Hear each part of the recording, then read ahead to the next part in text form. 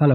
Walkman हर वक्त कान से लगा रहे। मेरे दोस्त मेरे को बोलते थे तेरे कान जो है वो खराब हो जाएंगे, तो मेरा बड़ा अच्छा जवाब था कि 2 साल रुको, इतने पैसे मिलेंगे कि रोज भी कान बदलाओ तो सस्ता है सौदा, नो प्रॉब्लम। तो जो चीज आपका टोटल ब्रेन, आपकी मेंटल केमिस्ट्री चेंज कर दे वो है संगत। हेलो। एक tape daily, attend all meetings. जो भी आपकी अपलाइन आपको इंपॉर्टेंट कह के गाइड करती है कि आपको ऐसी मीटिंग्स में आना चाहिए, तो आपको आना चाहिए। उसके बीच में कोई इफ एंड बट नहीं है। अगर आपको अपना उस तरह का सपना आपका है और आप उसकी कुछ प्राइस देना चाहते हैं, हर चीज जो है वो कीमत मांगती है। जितना बड़ा सुख है, जितना बड़ा रुतबा है, उतना ही बड़ा त्याग आपको करना पड़ेगा। लेकिन प्रेजेंट टाइम में आपका कुछ कमाया हुआ ऐसा नहीं है जो आप छोड़ेंगे। त्याग सिर्फ ये है कि सुधरना पड़ेगा, अपनी आदतें बदलनी पड़ेंगी। और आदत बदलना एक कष्टकार काम है, लेकिन हम एक मनोरंजन पूर्वक माहौल में आपको कष्ट देंगे ताकि जब घिसें तो दर्द ना हो। ठीक है, ऐसा ऐसा हो सकता है। और स्पेशली जो बड़ी मीटिंग्स होती हैं, जो ट्रेनिंग्स की बात होती है, जैसे आज हम बात कर रहे हैं, तो डेफिनेटली हम कैजुअल बात नहीं कर रहे हैं, हम सीरियस बात कर रहे हैं। मैंने सीरियसली इसको प्रिपेयर किया है कि मुझे आपसे क्या बात करनी है, और इनमें से कोई भी ऐसा नियम नहीं है जिसको व्यक्तिगत रूप से मैं पालन नहीं करता।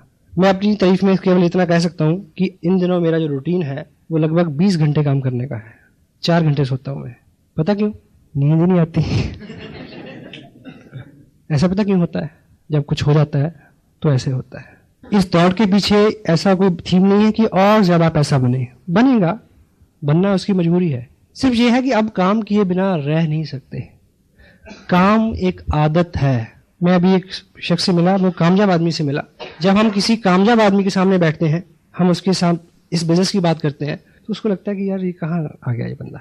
मैं किसी को कहूंगा कि ये जो आदमी बहुत सारा पैसा कमा रहा है, वो सामने से बोलेगा कि मेरे को तो पैसे की जरूरत नहीं है। काम इसलिए नहीं करना कि और पैसा मिले। आप में भी आप जॉब में हो, मे भी आपकी वाइफ भी जॉब में हो, मे भी आपके पास कोई जमीन भी हो जिससे अनाज आ रहा है, मे भी आपके पास एक मकान हो जिसके किराया आ रहा है, मे भी आपके पास एक और सोर्स भी हो कमाई का। तो लोग आपको कहेंगे कि इतने सारे सोर्स, इतना सारा पैसा खाओगे क्या? हेलो, हाँ जी। लोग आपको ये कह के डिस्कस करेंगे कि क्या पैसा खाओगे क्या? पैसा खाने के काम नहीं आता। अगर पैसा सिर्फ खाने के काम आता हो तो महिंद्रा काम क्यों करे, रतन टाटा क्यों काम करे? पता नहीं आपकी नजर में क्या विचार आता है, पर मेरी नजर में तो एक ही ख्याल आता है, काम जो है मर्द का श्रृंगार होता है, मर्द काम के साथ अच्छा लगता है। अगर आप इसको रेशो में बांटे तो पहला 30% काम इसलिए करना है क्योंकि काम करना, काम के बिना रह नहीं सकते। क्लियर? अगला 30% काम इसलिए करना है, अव्वल दर्जे का काम करना है। हेलो। और अगला 10% इसलिए करना है कि नंबर 1 पे जाना है। गोल तो होना चाहिए, कहीं भी पहुंचे। 70 होगा मेरा ख्याल। अगले 30% इसलिए काम करना है कि हर जिंदगी में कुछ खुराफाते हैं, हर जिंदगी में कुछ दर्द है। इतने मसरूफ हो जाओ कि वो इसमें डूब जाएं। क्योंकि दिमाग की एक फितरत है, दिमाग उस खेत की तरह है जिसमें यदि आप अच्छे बीज नहीं डालोगे तो कुछ ना कुछ तो उगेगा। अपने दिमाग को एक अच्छा मिशन है जिसमें आप लोगों को नई जिंदगी दे सकते हो।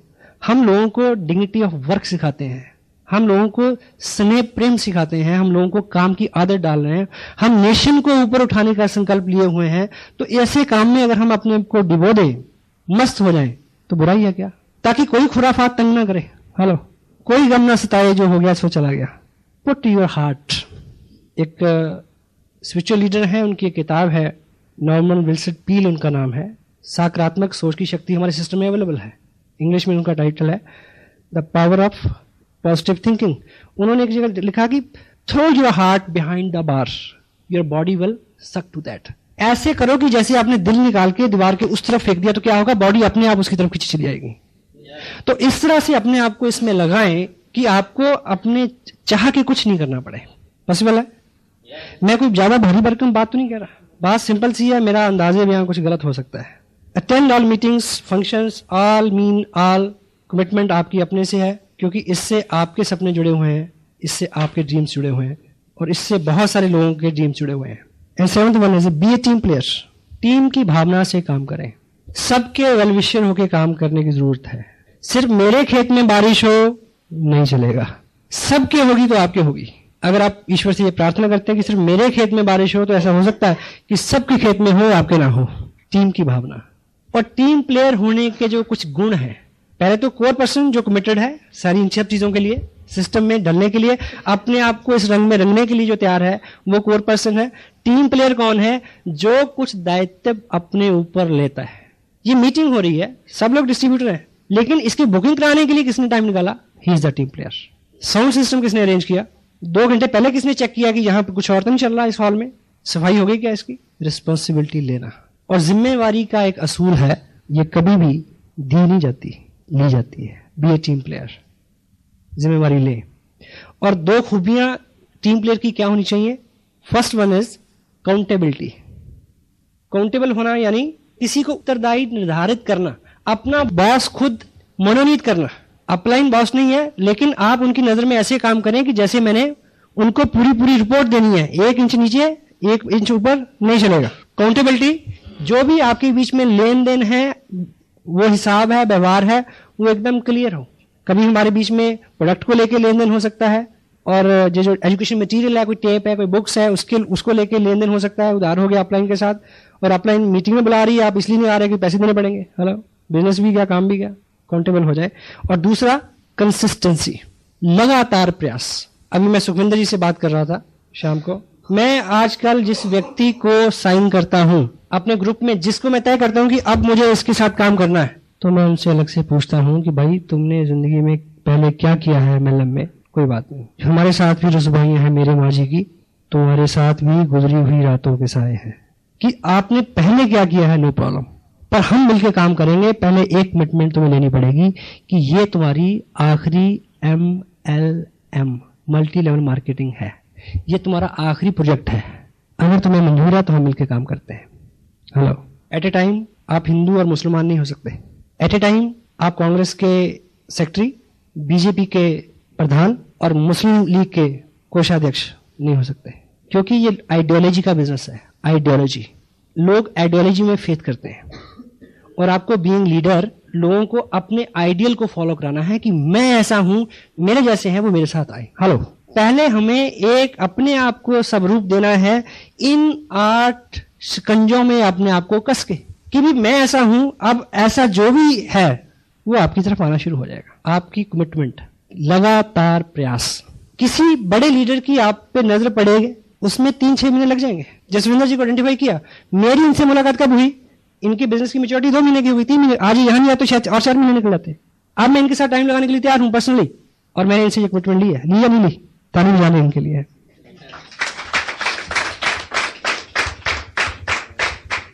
चूंकि आज की डेट में डॉक्टर गगनदीप सिंह का टाइम कीमती है। अगर आपके मन में यह है कि चलो 10 दिन करके देख लेते हैं, फिर कुछ और देख लेंगे, तो जितना समय वो आपको देंगे वो उनका जाया चला जाएगा। और मैं माफी चाहता हूं, ये बात पूछे ना हर आदमी से, ये डुप्लीकेटेबल नहीं है कि आप जो भी साइन करने वाला हो आप उसको पहले ये शर्त लगाएं कि पहले भाई पर नोट लिख। सेंसिटिव विषय है, some time somewhere you can use these things. Otherwise आप ये मान के चलें, उसको इनडायरेक्टली ये मैसेज हो जाए कि भाई ये सीरियस जॉब है, ये बहुत सीरियस काम है। ऐसा नहीं है कि 1, 2, 3, 4, 10, 20, 50 लग, ऐसा इतना बड़ा आप काम कर सकते हैं। 10-20 बिजनेस आप नहीं कर सकते। Thank you. Be a team player, accountability and consistency. 8th one is follow the system. System है टेप्स, बुक्स, फंक्शन, लेकिन इसके पीछे जो इसका मूल भाव और है, जिसको हम इसके माध्यम से हमें जो सीखना है, वो 3 चीजें जो है 8th पॉइंट फॉलो सिस्टम, उसके अंदर जो ऐसे ABCD 4 चीजें हमने जो करनी है वो बहुत महीन है, थोड़ा ध्यान दें। पहला इस इंडस्ट्री का सिद्धांत है एडिफिकेशन, अच्छा बोलना, बनाना, बढ़ाना। एडिफिकेशन के ऊपर 2 वॉल्यूम में एक टेप आ रहा है, क्योंकि ये बहुत विस्तृत विषय है। अभी 2 वॉल्यूम उसी में और ऐड होने हैं। अभी मैं एक शब्द में आपको बता रहा हूं, एडिफिकेशन के मायने हैं बनाना, बढ़ाना, अच्छा अच्छा बोलना, अच्छा अच्छा करना। ये हमारे स्वभाव में शामिल होना चाहिए कि आज के बाद हमारी जिंदगी का ये नियम बन जाए कि किसी व्यक्ति या वस्तु के बारे में कोई अच्छा विचार आए, अच्छा ख्याल आए, अच्छी बात करने को मन करे तो मुंह खोलना है, नहीं तो चुप रहना है। और आज तक की लाइफ में हम रिवर्स करते आए हैं। अच्छा लगता है तो हम चुप रहते हैं, बुरा लगता है तो हम तुरंत उसके ऊपर कमेंट करते हैं, रिवर्स कर।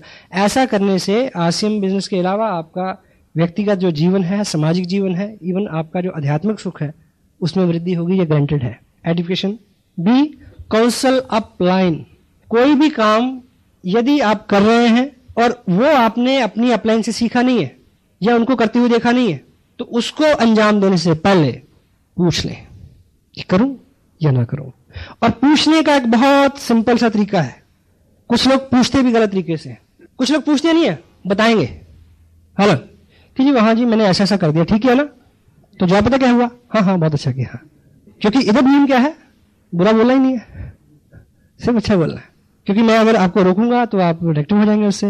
आप कोई भी आदमी नहीं चाहता कि कोई मेरे को सलाह दे, क्योंकि मैं भी एक लॉ फॉलो कर रहा हूं। कुछ लोग पूछते नहीं है, बताते हैं। मैं बचपन में ऐसा करता था, हमें पता था कि पेरेंट्स किस काम के लिए अलाउ करेंगे, किस काम के लिए अलाउ नहीं करेंगे। तो जहां ग्रांटेड होता है कि इस काम के लिए तो उन्होंने अलाउ करना ही नहीं, वो पहले कर लेना। बहुत भुगता मैंने उस गलती को, अब नहीं कर रहा। वो बताना नहीं है, सूचना नहीं देनी, पूछना। पूछने का तरीका क्या, पूछने का तरीका ये नहीं है कि जी मेरे सामने ऐसा है कि मैं अमृतसर में एक आदमी एक्साइटेड है और एक गोरखपुर में है, और मुझे ये बताइए कि मैं गोरखपुर जाऊं या फरीदाबाद जाऊं, इधर अमृतसर जाऊं। ये अच्छा तरीका है, पर ये भी अच्छा तरीका नहीं है। आप केवल मात्र उनके सामने अपने बिजनेस को ड्रॉ करें कि ये मेरा लेवल है, इतने लोग मेरे बिजनेस में है, इतने लोग मीटिंग में आते हैं, इतने लोग सेमिनार में गए थे, इतने लोग टेप सुनते हैं, इतने लोग किताब पढ़ते हैं। ऐसी स्थिति में मेरे को क्या करना चाहिए, दिस इज द काउंसलिंग। जो चीज, कोई भी ऐसा काम जो आपको एक्टिव इफेक्टिव ग्रोइंग अपलाइन से छुपाना पड़े, वो करना नहीं है।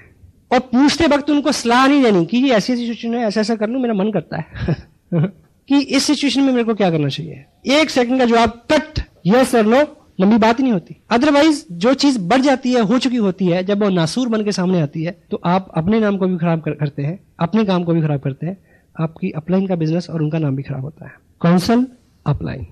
सी, माइंड योर ओन बिजनेस। अपने काम में ध्यान दें, दाएं बाएं नहीं झांके। क्योंकि आपके पास जॉब है, आपके पास बच्चे हैं, बीवी है, घर है, परिवार है, पेरेंट्स है, ठीक है, समाज है, रिश्तेदार हैं, शादियां हैं, बहुत सारी जिम्मेवारियां हैं आपके पास। आपने एक छोटा सा स्लॉट निकाला टाइम का, 2-3 घंटे का डेली, कि इस बिजनेस को देना है। उस 3 घंटे में भी अगर हम फोकस्ड नहीं है तो हम इससे बहुत कुछ नहीं ले पाएंगे। इधर उधर तांका झांकी कि उसके ग्रुप में क्या हो रहा है, उसके साथ कितने बंदे जुड़ गए, वो कौन सा एमएलएम कर रहा है, इसको क्रॉस लाइन भी बोलते हैं। इसलिए और बहुत सारी मर्यादाएं हैं। आप कोई प्रीवियस बिजनेस कर रहे हैं, उसको इसके साथ मिक्सअप नहीं करो। हाँ जी, मैं कल होशियारपुर में था, जिस व्यक्ति के पास मैं अपना ये आरसीएम प्रोजेक्ट की बात कर रहा था, वो आदमी मेरे सामने 10 लाख रुपए के एक प्रोजेक्ट की बात के लिए इंटरेस्टेड था, लैंडस्केप्स का, जो मेरा प्रोफेशन है। तो मेरे मुंह में एक बार तो पानी आया था। तत्काल सुख, छोटा लालच, छोड़ेंगे नहीं तो कुछ बड़ा मिलने वाला नहीं है। अपने प्रीवियस काम को, अपने प्रेजेंट काम को इस काम के साथ इंटरमिंगल नहीं करें। इस काम के जरिए दूसरे काम ढूंढने की कोशिश ना करें। Mind your own business, focus upon the ethics, the system of RCM business. मर्यादाएं हैं कुछ, उनका पालन करें। डी, never pass any negative to down line और क्रॉस लाइन। कोई ऐसा समाचार जो आपको लगता है कि ये सौहार्दपूर्ण नहीं है, उसको अपलाइन से काउंसिल करें, बात करें, डाउन लाइन को नहीं बताएं। पर्दा नहीं रखना। बिकॉज घर में रात को फोन की घंटी बज जाए कि कोई एक्सीडेंट, दुर्घटना हो गई, तो पहले बच्चों को उठा के बताते हैं या बुजुर्गों को? हाँ जी, बस इतना ही समझ लो, काफी है। इवन क्रॉस लाइन को भी नहीं। क्रॉस लाइन को आप एक नेगेटिव न्यूज देंगे, वो आपको 10 देंगे, क्योंकि दोनों में कंपटीशन है, दोनों में आपका फाइनेंशियल। क्रॉस लाइन से बात करते हुए आप ये ख्याल रखें, अगर आप किसी क्रॉस लाइन लीडर से मिलते हैं, उससे बात करते हैं, तो उसको इंफॉर्मेशन पास करते वक्त ये ऐसा मान लें कि मैं अभी उस व्यक्ति से बात कर रहा हूं जो मेरी सबसे प्रिय डाउनलाइन है, जिसके नेगेटिव होने से मेरा बिजनेस खत्म हो जाएगा। हेलो, अगर कोई ज्यादा उंगली डालता है तो उसको ये समझा दें कि आप अपनी अपलाइन से बात करें। मैं माफी चाहता हूं कि इस विषय पे बात करने से पहले कुछ बहुत सारी चीजें ऐसी जो आपको डिटेल में समझानी चाहिए थी, लेकिन ये कोर्स है, इस पर अलग बात करेंगे। ये सारे कंटेंट्स जो हैं, जब आप अगले 90 दिन कमिटेडली, पूरी कमिटमेंट, 100% अश्योर्ड, संकल्प में एक शक्ति होती है जो अभी संकल्प लेने से ही अंदर से आएगी, उससे पहले नहीं आ सकती। जिस दिन आप इसमें रम जाएंगे, लास्ट बात मैं बोल रहा हूं, तब आप थकेंगे नहीं, आपको भूख नहीं सताएगी, आपको नींद नहीं सताएगी, आपको शादियां तंग नहीं करेंगी। आपके सामने एक बहुत बड़ा मकसद होगा, ऐसा मकसद कि आप सिपाही हैं, आप जिम्मेवार हैं, लाखों लोगों के प्रति उत्तरदायी हैं, जिनके घर में आपकी वजह से इनकम आ सकती है। आपको लाखों हजारों चेहरे नजर आएंगे जो आपकी कामयाबी से और आपकी एक्टिविटीज के साथ सरोकार रखते हैं। उनकी ख्वाहिशें, उनकी दुआएं आपको महामानव बना सकती हैं। बंगाल में एक सेमिनार हुआ, मैं स्टेज से उतरा, एक बुजुर्ग औरत ने मेरा माथा चूमा। उसकी भाषा मैं नहीं समझा। एक व्यक्ति जो दोनों भाषाएं समझ सकता था, उसने मुझे को बोला कि ये तुम्हें दुआएं दे रही थी क्योंकि इसका जो बच्चा है, बेटा एक ही जो इसका लड़का है, जिसकी उम्र लगभग 19-20 साल है, वो 700 रुपए की नौकरी करता आ रहा है पिछले लगभग 9-10 साल से। उसने इस बिजनेस में कुछ एक्टिविटीज की हैं और उसको 1200 रुपए का चेक आया है। मुझे पता है, मैं बहुत सारे लोगों को यहां जानता हूं जिनके they are well from their background, their family life also, अच्छी इनकम है। आपके लिए मैं भी 2-4 हजार रुपए की इनकम सरोकार नहीं रखती हूं, लेकिन ऐसे हजारों लोग हैं जिनके लिए 2-4 हजार एक्स्ट्रा उनकी जिंदगी बदल सकते हैं। जब आप इस भाव में भर के काम करेंगे तो तब कोई और ही रंग होता है। मेरे पास शब्द नहीं है उसके लिए। बहुत सारे लोग रोज आरसीएम बिजनेस साइन करते हैं, लोग आते हैं जाते हैं।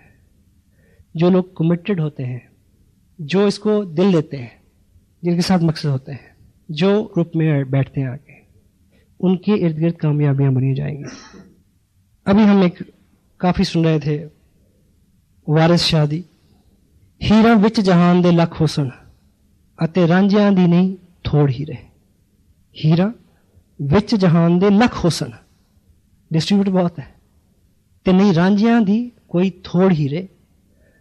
करन फर्क ना जान गुआवणे चों, करन फर्क ना जान गुआवणे तो जिना यार दे मिलन दी लोड़ हीरे। पता नहीं, अपने समझ में तो नहीं आया पर अंदर बस गया। अपने आप को जब आप इस रंग में ढाल लेंगे तो आप काम करते हुए आपको कभी लगेगा ही नहीं कि आप काम कर रहे हैं। जितना करेंगे उतनी ऊर्जा और आएगी, सारी चीजें रास्ता छोड़ देंगी। परिवार के लोग रोकते हैं शुरू में, अब नहीं रोकते। पता क्यों? अब उनको पता चल गया है कि ये रुकेगा नहीं, मत रोको, कोई फायदा नहीं है। अब काम नहीं रहा, अब कोई काम कर रहे हैं, मैं आपसे बात कर रहा हूं, आपको अच्छा लग रहा है? मुझे भी अच्छा लग रहा है। It is enjoyment, you know, it is bless. कोई अंधों से रास्ता पूछता है? नहीं। मालिक ने इस लायक कर दिया, कोई कहे कि मेरे को बताओ, इससे बड़ा क्या मांग सकता हूं मैं उससे?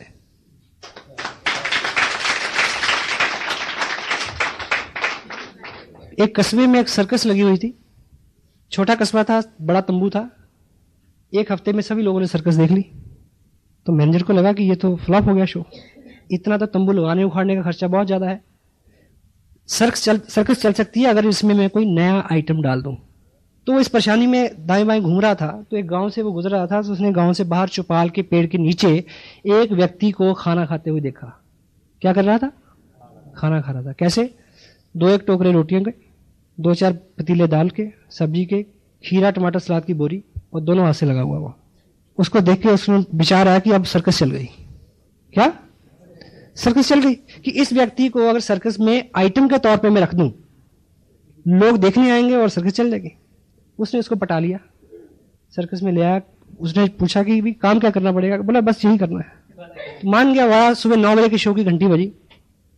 जो थोड़े बहुत लोग आते थे वो आए, उन्होंने एक नया आइटम देखा, उन्होंने शहर में बात की। अगले शो में हाउसफुल, 12 बजे वाले शो में 3 बजे उससे भी ज्यादा रश, 6 बजे बिल्कुल तंबू फटने को हो गया। जब रात 9 बजे का जो लास्ट शो था उसकी घंटी बजी तो बंदा गायब, मैनेजर परेशान। तो मैनेजर को लगा कि या तो ये अब टॉयलेट में होगा या जो सर्कस में मेडिकल कैंप होता है डॉक्टर के पास होगा। वो ढूंढता उसे कहीं नहीं मिला, ना किसी उधर मिला ना उधर मिला। वो मिला उसको किचन में। क्या कर रहा? खाना खा रहा है। उसने बोला कि चल काम का टाइम हो गया। बोला खाना भी खाने दोगे या काम ही कराओगे?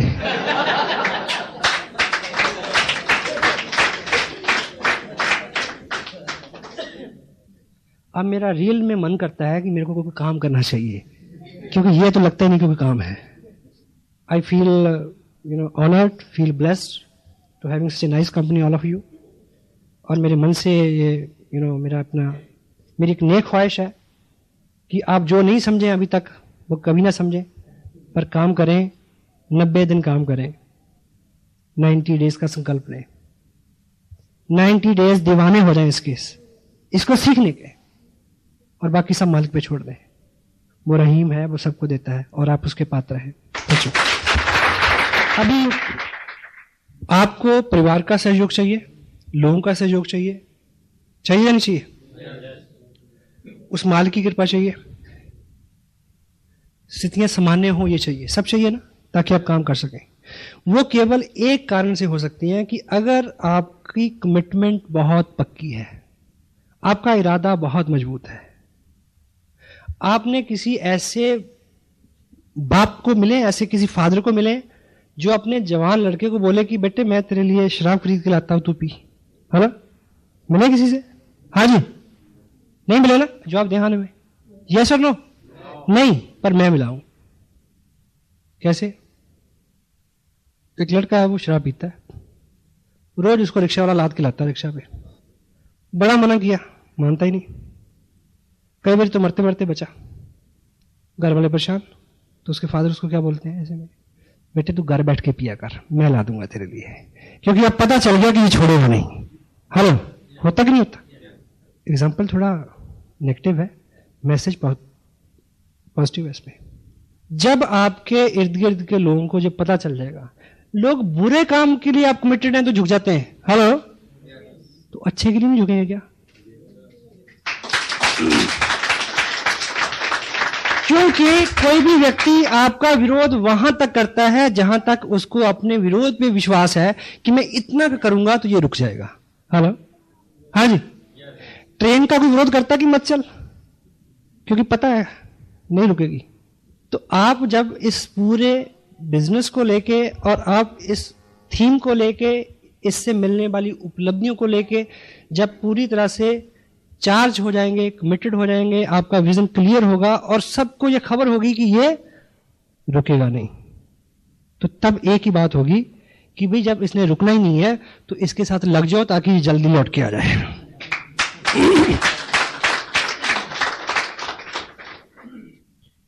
केवल आपकी कमिटमेंट, और ये कमिटमेंट आपको कोई ऐसा फार्मूला नहीं है कि मैंने दिया और आपने ले लिया। ये पूरी कमिटमेंट आपके अंदर आए, ये संकल्प आपके अंदर जगे और आप अपने आप को बदल सकें, उसके लिए केवल एक ही फंडा है, माहौल।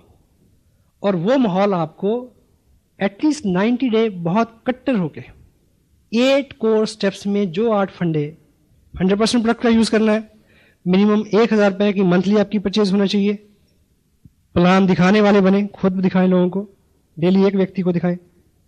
बहुत अच्छी किताबें हैं हमारे सिस्टम में, उसको पढ़ें आधा घंटा कम से कम, ज़्यादा पढ़ सके तो अच्छी बात। टेप प्रोग्राम है हमारा जिसके अंदर एजुकेशन है, मोटिवेशन है और नॉलेज है।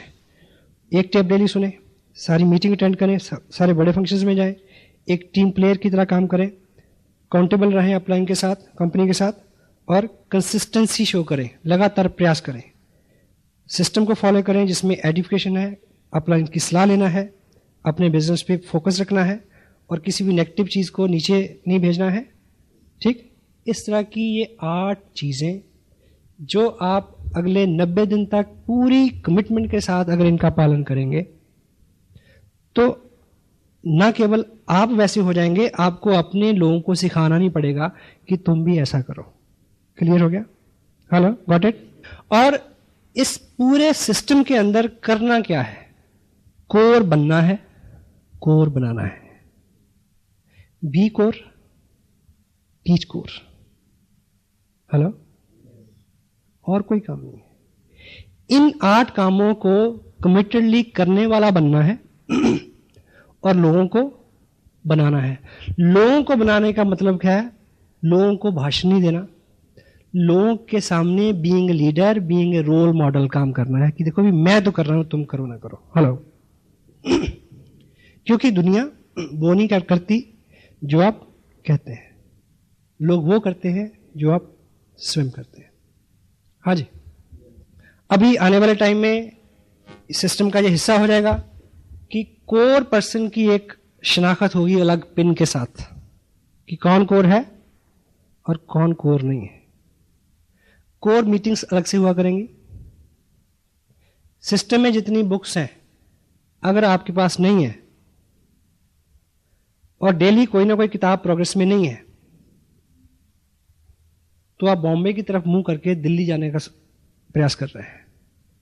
हेलो, कोई भी एक किताब लें, उसका सेवन शुरू करें, अंदर कुछ जाने दें, शुरू में अच्छा नहीं लगता, खोलते नींद आती है, आहिस्ता आहिस्ता आपको उसमें आपका आनंद बढ़ेगा, अच्छा लगना शुरू हो जाएगा आपको। तो जैसा मैंने बोला कि we are IBOs, independent business owners.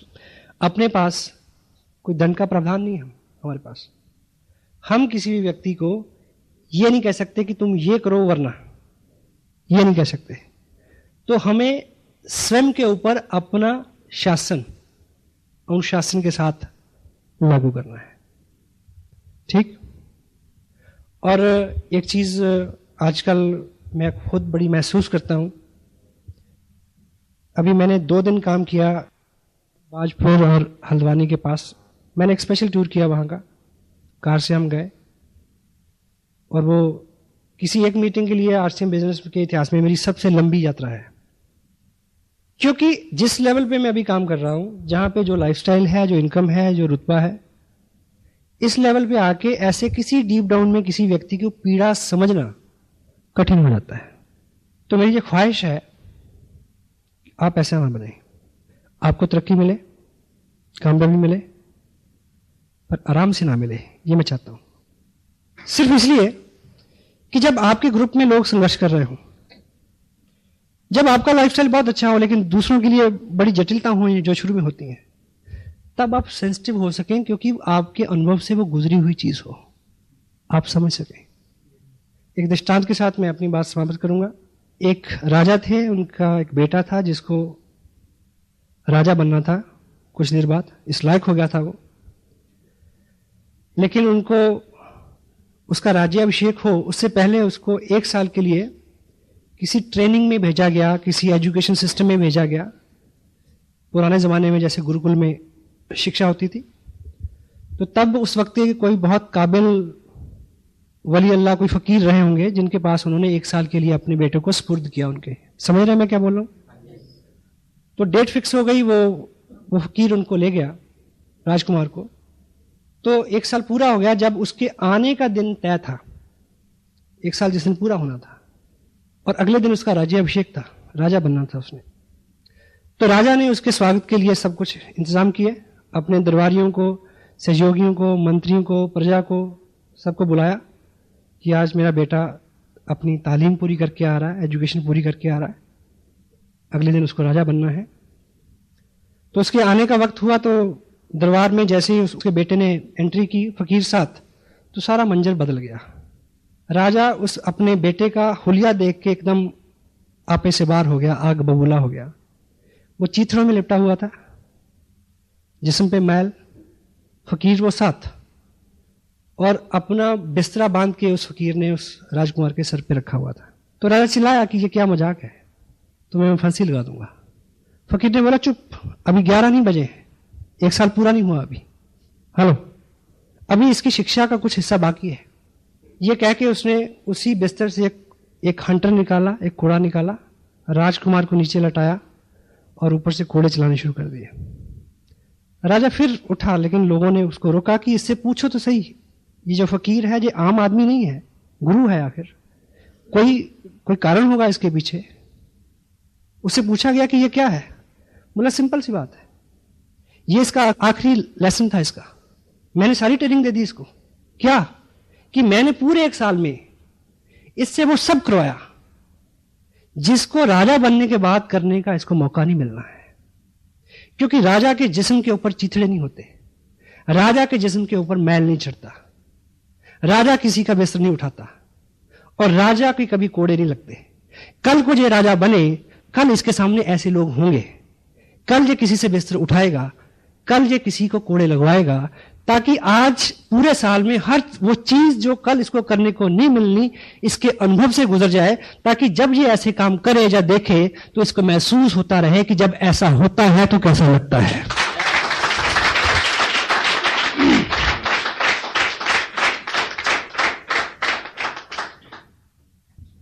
आपको सब मिले पर आराम से ना मिले, ताकि आप लोगों की पीड़ा को समझ सकें, उनके लिए काम कर सके। आखिर हमें काम ही करना है बस। God bless you, feel proud being a little part of your life, your great life. Thank you very much.